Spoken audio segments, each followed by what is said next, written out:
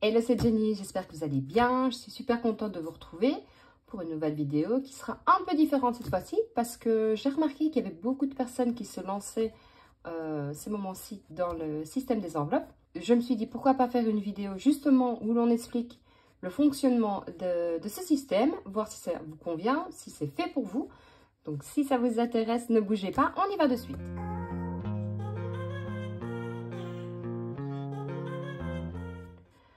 Alors, vous allez voir, je vais vous expliquer en quelques points, facilement, clairement, je l'espère, comment j'ai débuté moi-même le système des enveloppes. Ça fait plusieurs mois que je l'utilise, j'en suis absolument convaincue.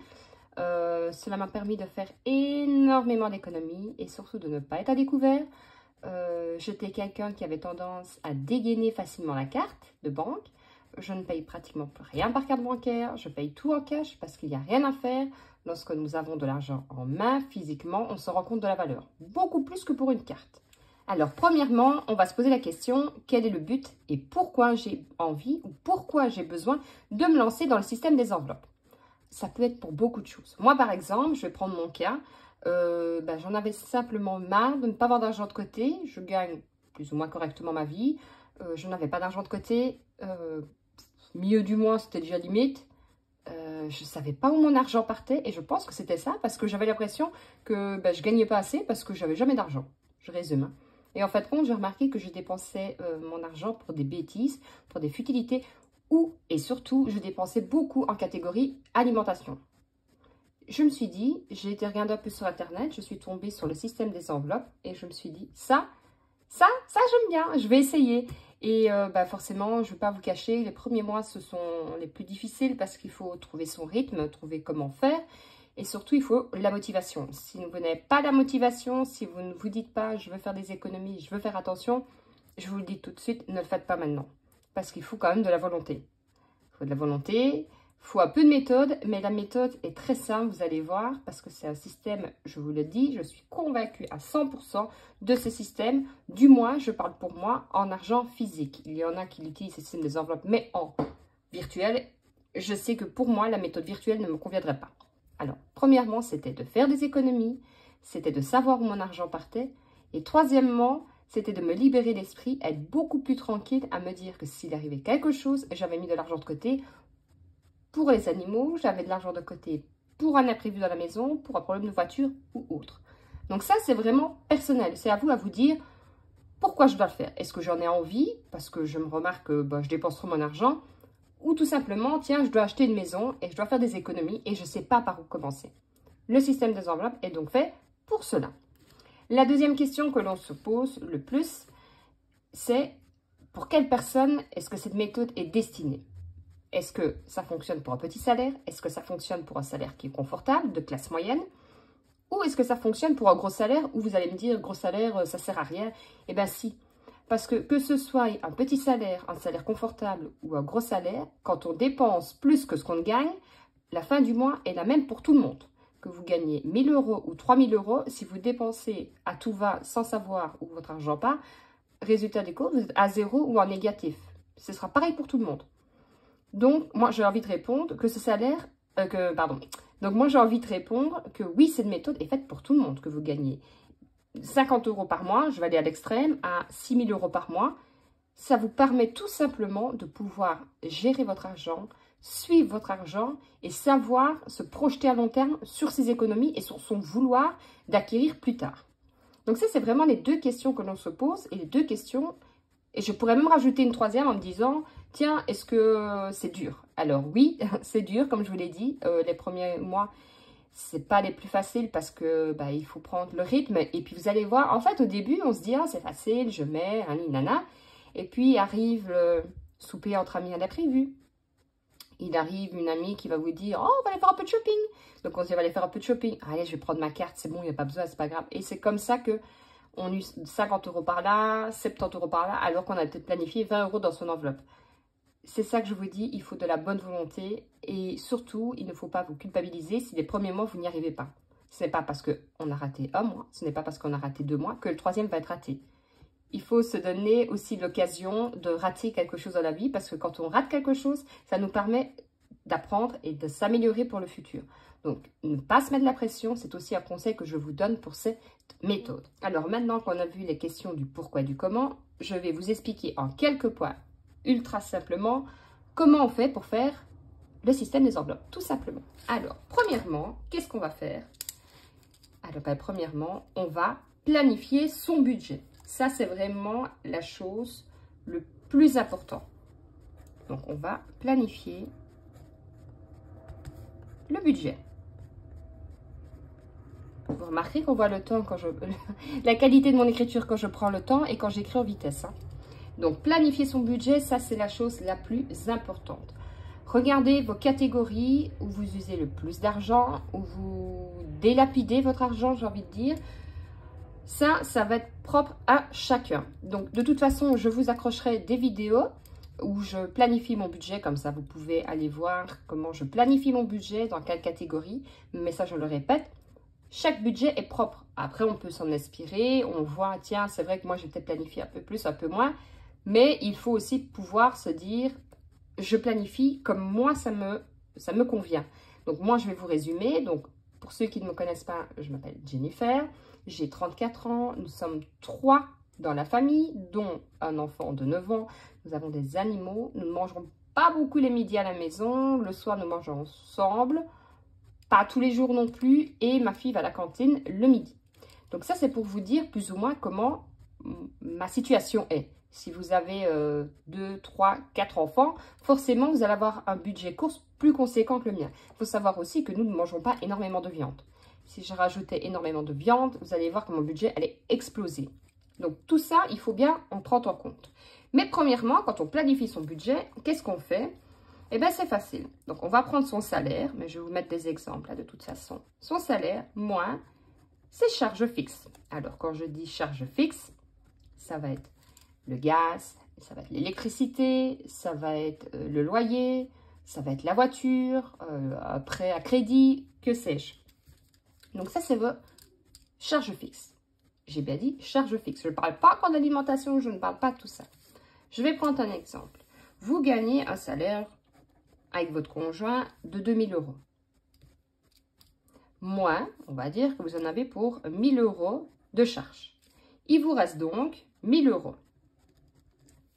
Parce que là, vous me suivez. Ah, mon petit feu.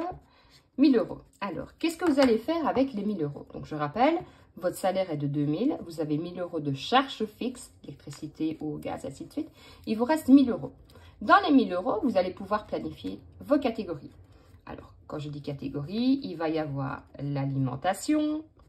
Si vous avez des animaux, vous allez avoir une catégorie animaux, une catégorie restaurant, je ne sais pas moi, une catégorie enfants et ainsi de suite. Comme ceci. Et surtout, surtout, à ne pas oublier, dans vos catégories, les épargnes. Parce que ça, c'est hyper important. Je ne dis pas que tout le monde peut mettre de côté. Mais si vous pouvez même mettre que 10 ou 20 € par mois, ben c'est 10 ou 20 € par mois que vous avez de côté. Ne jamais, enfin, essayez dans la mesure du possible de ne jamais vous dire « je n'ai pas 1 € de côté ». Je vous dis, chacun fait ce qu'il peut. Si c'est 10 €, si c'est 10 €. Si c'est 100 €, c'est 100 €. On fait avec ce qu'on peut et on fait comme on peut. Donc ça, c'est super important. Alors, maintenant, vous allez me dire comment est-ce que je sais quelle somme attribuer à chaque catégorie. Alors ça, ça va pas vous faire plaisir ce que je vais répondre, mais ça va être tout simplement du temps. Laissez-vous du temps. Observez. Regardez peut-être plusieurs chaînes, en effet YouTube. Essayez de voir un peu les catégories que vous pouvez peut-être vous dire, tiens, moi je ressemble plus à cette personne-là. Donc moi par exemple, j'ai une catégorie alimentation, animaux, santé, ça c'est super important, imprévu, ma fille, moi-même et la maison. Ça c'est mes catégories. Certains et certaines auront catégorie restaurant, d'autres auront catégorie entretien hygiène. Moi par exemple, c'est regroupé dans mon alimentation. Ça c'est à force de le faire et à vous de voir aussi, est-ce que vous dépensez beaucoup dans tout ce qui est hygiène ou pas. Moi, par exemple, il m'a fallu plusieurs semaines, plusieurs mois, à pouvoir me dire, voilà, j'ai trouvé les montants qui me convenaient. Et encore, les montants qui me conviennent ne sont pas toujours les mêmes chaque mois. En règle générale, tout ce qui est alimentation reste la même chose. Ma fille, à part de la vacances, ça reste la même chose. Tout ce qui est maison, décoration, oui. Maintenant, si j'ai un anniversaire de prévu, peut-être que la décoration, je vais l'augmenter. Mais tout ça, ça doit être planifié dans votre budget, obligatoirement. Et comme je vous dis, laissez-vous du temps. Admettons, vous savez plus ou moins que quand vous allez faire les courses, vous allez une fois semaine, vous en avez pour, je vais dire, 200 €. Ben, vous savez que vous allez mettre plus ou moins 800 € par mois dans votre catégorie alimentation. Quand je dis mettre 800, ça veut dire que peut-être que vous avez 200, vous ne faites pas toujours attention. Vous mettez 800 pour démarrer, n'allez pas mettre 500 et vous resserrez la ceinture, ça n'ira absolument pas. Vous mettez 800 et vous faites attention en faisant vos courses. Quand je dis faire attention, vous partez par exemple l'alimentation sur les promotions, peut-être un peu moins de viande, vous regardez à faire peut-être des plats avec un ingrédient pour plusieurs jours. Essayez de diminuer au fur et à mesure, mais planifiez votre argent la première fois par rapport à vos habitudes. N'allez pas, comme je vous dis, vous mettre 500 € alors que vous avez l'habitude d'utiliser 800 €, ce n'est pas possible. Ensuite, vous mettez votre catégorie animaux et ainsi de suite. Une fois que ça c'est fait, alors simplement, premièrement, il y en a qui font le budget à 0. Ce qui veut dire que dans les 1000 €, quand vous avez tout planifié, que ce soit les épargnes, l'alimentation, toutes vos catégories, il doit rester 0 sur le compte. Je ne le fais pas. Je fais pratiquement 0, mais je ne le fais pas tout à fait parce que j'aime mieux de me laisser par sûreté de l'argent sur mon compte tout simplement pour les imprévus, une petite facture que j'aurais oubliée, on ne sait pas payer en liquide, donc on doit payer par carte.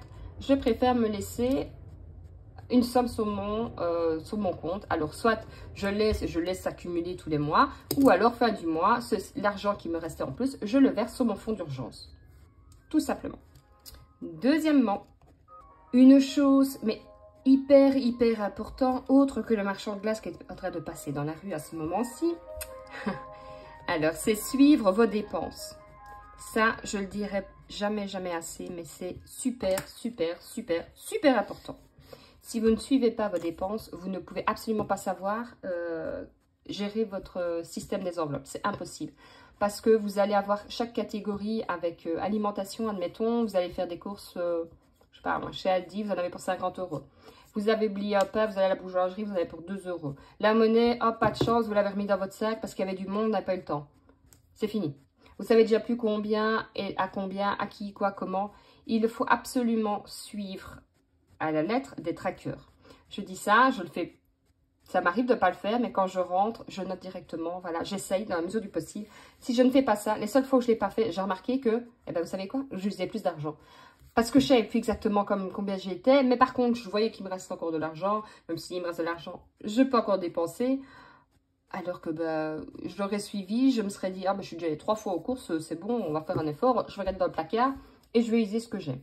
Donc ça, suivez vos dépenses. Vous allez trouver sur Internet des trackers gratuits. Il y a beaucoup de youtubeuses et youtubeurs qui vous le proposent. Donc ça, je vous dis, il n'y a plus qu'à l'imprimer, découper, plastifier si vous avez, plastifier si vous n'avez pas. Vous pouvez aussi tout simplement l'écrire sur une feuille blanche, vos suivis. Ça, il n'y a aucun problème, mais c'est super important de suivre vos dépenses. Et alors, le troisième point, c'est le matériel. Beaucoup se posent la question, qu'est-ce qu'il faut comme matériel? Je vais mettre comme ça, ne verrez rien. Qu'est-ce qu'il faut comme matériel? Alors oui, quand vous regardez les chaînes YouTube, et moi-même, hein, vous allez voir, j'ai mon petit classeur comme ceci, j'ai mon petit classeur comme ça, j'ai mon planeur. Enfin, oui, c'est beau, oui, il faut être honnête, ça coûte quand même de l'argent aussi. Alors, soit, premièrement, vous vous dites, j'ai de l'argent et je me permets de me faire plaisir pour pouvoir économiser plus tard. Parce qu'il ne faut pas croire, le système des enveloppes, faire des trackers, vous allez voir, vous allez prendre un plaisir à parfois faire des trackers vous-même, à changer quelques petits trucs. Ça devient un hobby finalement, hein. C'est économiser de l'argent, c'est suivre ses dépenses, mais c'est aussi, ça, moi personnellement, ça me devient un hobby, à pouvoir aller faire mes trackers, rechanger, refaire, partager avec vous sur YouTube. Donc vous voyez, c'est pas contraignant pour moi de suivre un budget. C'est pas contraignant de dépenser de l'argent. C'est plutôt un hobby et une passion. Maintenant, c'est devenu une passion. Alors qu'avant, franchement, je n'ouvrais même pas mon compte bancaire en me disant « je regarde pas ». Et bien maintenant, ça me fait plaisir de regarder parce que je sais que j'ai de l'argent dessus. Donc, premièrement, comme je vous dis, le matériel, il vous faut quoi? On va faire très simple. Eh bien, ça. une simple enveloppe blanche. Vous pouvez y glisser votre argent dedans. Hop. Alors, soit vous marquez, par exemple, on va prendre un exemple. Hein. Enveloppe, ça c'est l'enveloppe des animaux. Voilà. Vous notez sur chaque enveloppe, catégorie, animaux, alimentation, ainsi de suite. Alors oui, il y en a certaines qui vont me dire, ouais mais c'est blanc, c'est pas... Oui, alors soit vous êtes doué en dessin et vous pouvez commencer à personnaliser. Vous avez des stickers, vous pouvez commencer à personnaliser. Vous avez des enfants qui dessinent pas mal, ils peuvent dessiner. Ça, c'est vraiment, je veux dire, des enveloppes comme ça. Ça coûte pas cher. 9 fois sur 10, on en a chez soi. Et on envoie tellement peu de lettres que je suis sûre que tout le monde a encore un stock de 20 ans dans son tiroir comme moi. Donc ça, c'est vraiment la facilité. Petit prix, on peut faire comme ça. Voilà. Vous mettez votre argent dedans. Hop, c'est fini. Ensuite, qu'est-ce qu'il faut? Ah bah tout simplement des feuilles blanches. Une feuille blanche comme ceci. Ou alors, si vous voulez, il y en a plein chez Action et autres. Des petits carnets simplement comme ça, d'écriture. Ça coûte pas cher non plus. Où vous pouvez commencer à établir votre budget. Les entrées, les dépenses, les planifications et ainsi de suite. Vous pouvez aussi trouver sur les chaînes YouTube des feuilles de budget à imprimer gratuitement. Mais encore une fois, là, il faudra imprimer. Donc, une simple feuille comme ça pour commencer, c'est très bien. Vous pouvez vous amuser pareil. Hein. Vous tracez vos colonnes. Vous pouvez faire exactement. Sur Pinterest, il y a beaucoup d'idées aussi.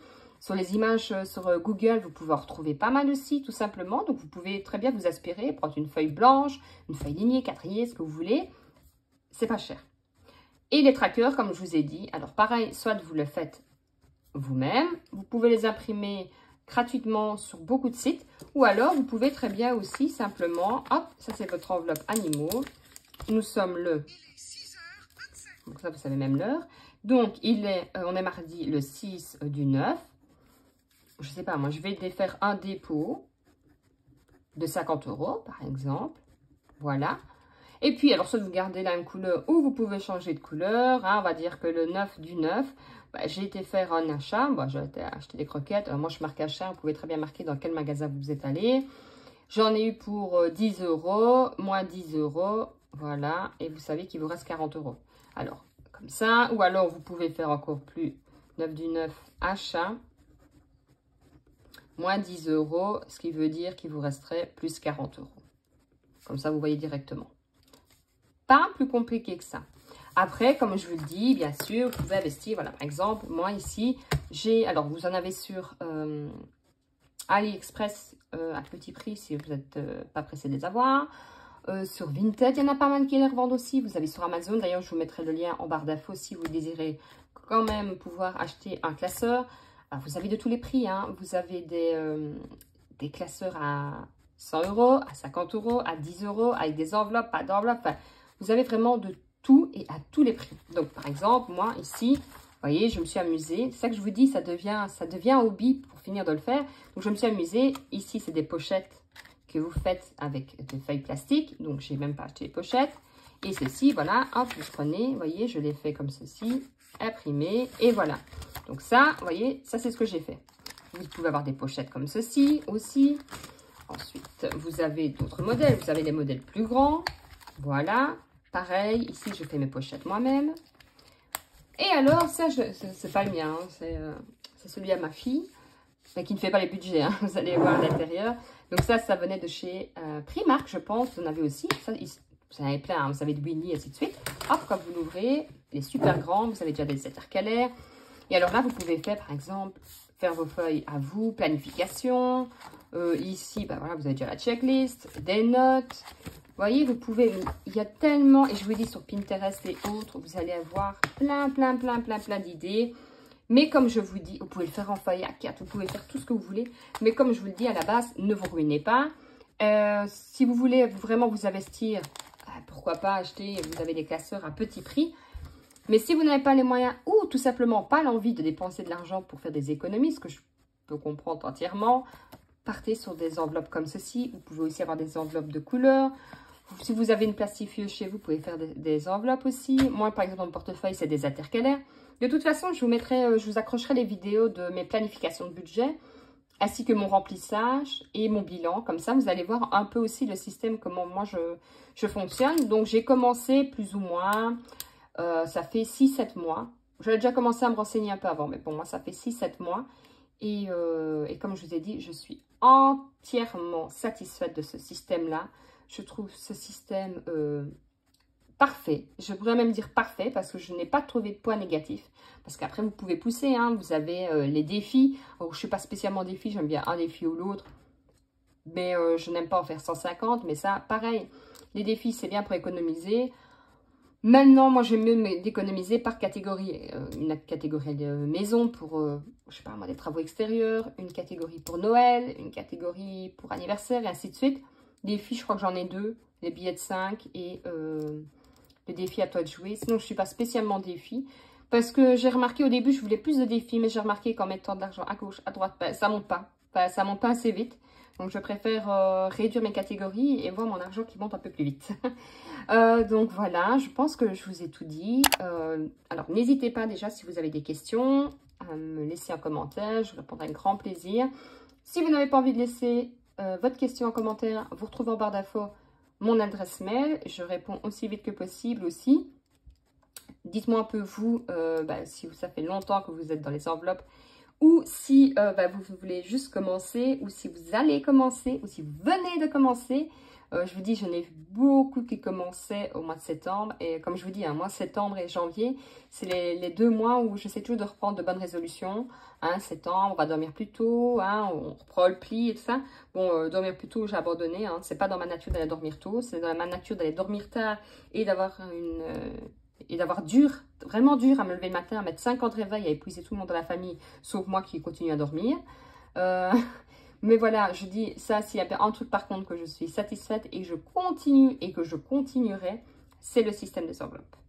J'espère avoir été assez claire, j'espère avoir tout dit, d'avoir bien résumé surtout, hein, de ne pas vous avoir trop embrouillé l'esprit en partant à gauche, à droite. Je vous dis à très vite, prenez soin de vous et surtout prenez soin de vos budgets. Je vous fais des bisous, à très vite.